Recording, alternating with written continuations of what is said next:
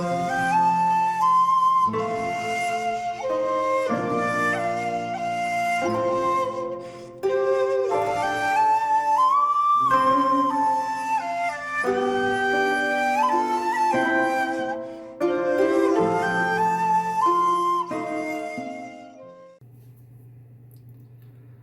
there, this is Solitary Runner from Solitary Runner Films, and welcome to another episode of Double Take. Today I'm going to talk about Ingrid Thulin, my favourite Bergman actress, and probably my top 5 favourite actresses, but I haven't really spoken about her that much. I think I've just assumed that everybody knows she's amazing. But I'm going to talk about 2 films that she appears in, not from Ingmar Bergman, but 2 other famous filmmakers. One I hold in higher regard than the other. You can guess which one. So we're going to go to 1966 and Hélène Rennie's La Guerre est finie, or The War is Over, co-starring Yves Montand and a very young Geneviève Bujold, who's only 24 when she appeared in this film, and Visconti's The Damned from 1969, also starring Dirk Bogarde, Helmut Griem, Helmut Berger, Charlotte Rampling, and Florinda Balkan. This is on Criterion, and The War is Over is on the Film Desk, which again is another Vinegar Syndrome partner label. So we'll start with the 1966 film. There's Thulin and Bujold in the back. I mean, Thulin doesn't actually appear until about half an hour into the film. This is really about Yves Montand, who is a communist from Spain. This is after the Civil War and Franco is in power, and he is still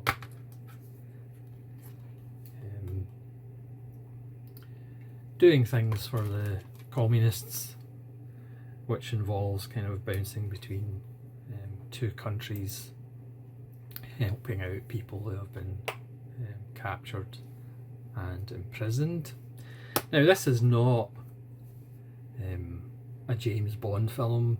This actually makes a pretty good double bill with Melville's Army of Shadows, as far as, even though this has less action than Army of Shadows, but it's all about subtlety and conversation, and really the menial aspects of being an operative of a group that's not very popular with a government, and that the government is arresting and imprisoning and killing eventually. But Rennie makes the film absorbing and worthy of your attention in that typical Rennie way. He messes with chronology, he uses jump cuts, like methods of transportation. We see Montand going onto trains, going into cars, etc., but instead of shooting it in a very kind of dull way, Rennie just kind of does a montage of Montand just going in or going out. We don't see the whole process, which again gives you an idea of, he does this all the time, he does this quite often, kind of the weariness of travelling under the stress of you could be arrested at any moment. So the plot, which is, again, this isn't really a narrative driven film, but Montand has been doing this for a while. He's a little bit beleaguered about it. You know, there's examples of where he's kind of prepped to go back to Spain once he crosses into France. But then they stand him down, and then they say, oh, you're going again, and then they stand him down. So it's just that continual, you're always on edge, and you get that idea through the way Rennie cuts the film as well. He comes across Genevieve Bujold, who, as I said, is very young, and she is in a kind of student terrorist group or a student activist group who obviously have different plans of how to make an impact, whereas, and again, as young people do, looking not down on older people, but kind of saying, oh well, we know how to do this better, you know, it takes more direct action rather than, you know, decoded notes and, you know, passing paperwork between two countries or whatever. We're introduced to a character who's working on a car and secret compartments and all of that, so it's a very nuts and bolts kind of underground film. Again, this is not a Hollywood glamorizing the work of people working under a regime that is either inherently wrong to their principles or is oppressive, or sometimes both. Ingrid Thulin plays Monton's wife. Again, she doesn't actually appear until about half an hour into the film, but she is kind of, you know, living this life with them, and they have cover stories that they tell their friends. There's a wonderful scene where they both tell different, or Monton tells a story, and then later we realise that Thulin's told the friends a different cover story. And of course Monton, whenever he meets people, he's very guarded about, you know, who these people are, you know, could they be working for the fascists. So it's a very kind of tense, kind of low-key film. Again, there's not many fireworks, but Thulin is really there to be the questioning person, questioning Monton's motives, whether he still wants to do this or not, or should he just give it up, because again, they don't seem to be making much headway. It's a really wonderful film, but again, you have to be patient with it. I mean, it's 2 hours long, which perhaps is a tad over long,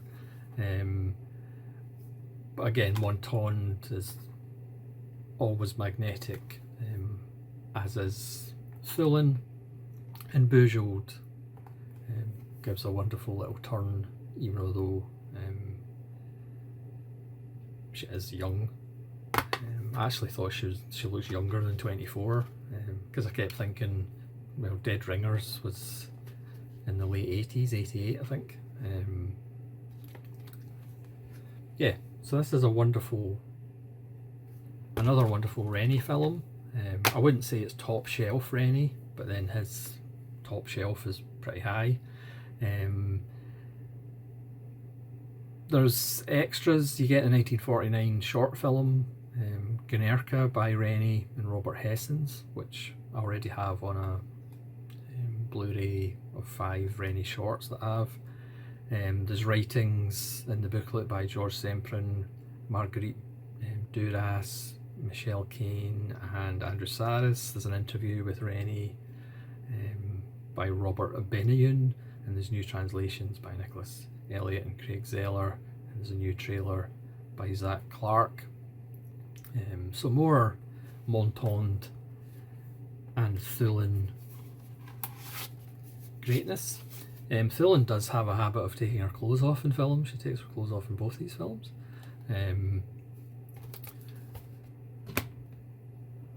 Crazy. So we'll go on to The Damned by Visconti. Now, as you may know, if you're a fan of the channel, the big Italian directors don't really excite me as much as people like Elio Petri or Francesco Rossi. Maybe I'm just not intelligent enough. I mean, I certainly like Visconti more than Antonioni and Fellini. As far as the kind of big four of Italian cinema, if you like, I would have Fellini, then Antonioni, then Visconti, then Rossellini, which obviously some people might think I'm weird about. But Visconti films are very stately and usually about family decay. It doesn't get much decayed or much more decayed than The Damned. As you can see, a woman kissing a skull. Hopefully it's been sterilised. I wouldn't advise people to go around kissing skulls that haven't been sterilised. Again, this is spy number 10898 even, by Criterion. There's Ingrid Thulin on the disc. Also you get a booklet. This is a 2K digital restoration from Cineteca di Bologna, and the film looks absolutely gorgeous. The production design is just gorgeous, as in most of the Visconti films that I've seen. There's the alternate Italian language soundtrack, which I listened to, even though obviously Dirk Bogarde and Charlotte Rampling are speaking in English. There's an interview from 1970 with Visconti about the film. There's archival interviews with Helmut Berger, Ingrid Thulin and Charlotte Rampling, where Ingrid Thulin talks about wanting to direct. Visconti on set, a 1969 behind the scenes documentary. There's a new interview with scholar Stefano Albertini about the sexual politics of the film, and there's a trailer. The film itself's 157 minutes, but it doesn't feel that long. I mean, some other Viscontis feel as long as they are, not necessarily in a bad way, but The Damned doesn't actually feel that long. It's basically about a fairly dysfunctional family in the years before the Second World War. Hitler is in power. I think it's maybe 1934, 1935 it's set. And it's a kind of industrial family with the lord of the manor, essentially. Dirk Bogarde is going out with Ingrid Thulin. Now, as opposed to La Guerre Finie, Ingrid Thulin is a vital part of this film. She kind of has a lot of power and manipulates members of the family before things start to unravel for her character personally. And again, she's very striking. Those cheekbones, that sense of elegance and class, but then something darker underneath. Personally, I think Thulin kind of had that presence that Liv Ullmann and Bibi Andersson didn't have, as great as they were in Bergman, and obviously other films as well. But for me, Thulin has that elegance and rigidity, as well as being either overtly sexual or being kind of cold, the way she was in Wild Strawberries, to immaculate effect. You know, obviously Bibi Andersson played another character in Wild Strawberries, but I don't think Bibi Andersson or Liv Ullmann could really pull off what Ingrid Thulin pulls off in Wild Strawberries. But again, that's just my opinion. And as we all know, it's been in a few papers, my opinion is not fact. But anyway, back to The Damned. I digress, apologies. So you have sons who are wanting power to take over from the factory. One of them is played by Helmut Berger, who's a bit of a talent. He performs a wonderful Marlene Dietrich impersonation for the family party. And you have somebody who is in the brown shirts, which obviously would form an important part of the German troops in World War II. And he's angling for taking over the factory. So you have the family drama. You also get a real taste of the drama that's going on in the government as Hitler kind of gets rid of people he doesn't like to take absolute power to get the party started in 1939. So it does contain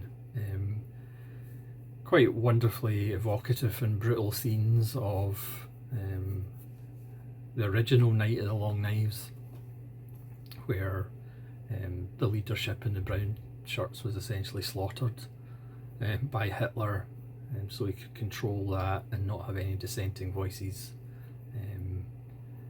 in that section. So I mean, you really get the sense of not necessarily the damned, but certainly the decay, the rot that is not just in this family, because there are scenes where family members do things to other family members that's technically not legal unless you're in Alabama, and also the rot that's happening in the country. Even though you have to remember, you know, Hitler was popular for a reason. The way the Allies had left Germany after World War One, not that that's responsible for Hitler, but it's certainly responsible for essentially let's make Germany great again, and that kind of fervour that Hitler kind of tapped into. So even though we don't get scenes, you know, with Hitler, and we don't get that many external scenes, it's mostly in the house, in this beautiful house with production design and the colours.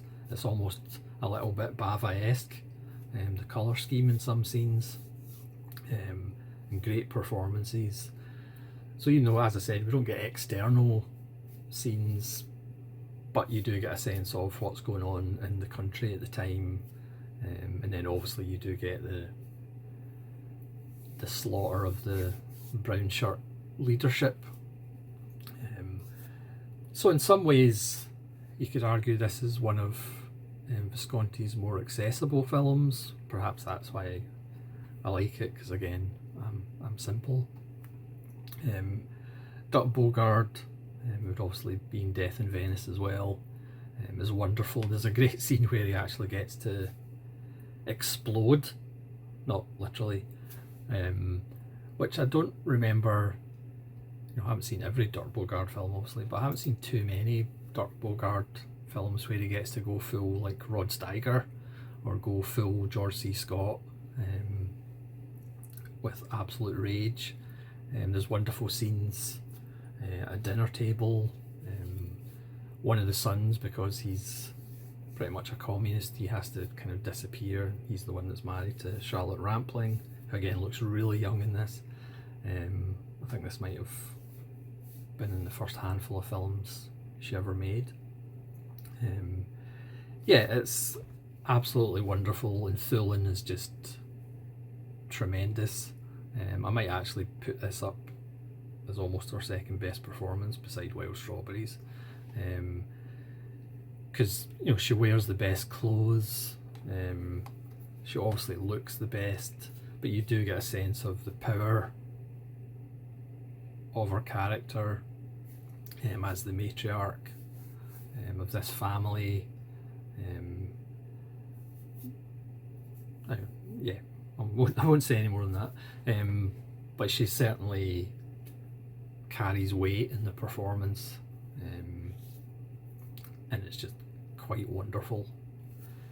So that's two wonderful films that Ingrid Thulin is in that are not anything to do with Ingmar Bergman. Please let me know if you've seen The War Is Over or The Damned and what you think of them. Please don't give me too much abuse for putting Fellini at the bottom. I'm sure Fellini quite liked being at the bottom anyway. Yeah, so thanks very much for watching this episode of Double Take. Hopefully you'll watch more episodes of Double Take whenever I get around to making them. This is Solitary Ronin from Solitary Ronin Films, saying farewell.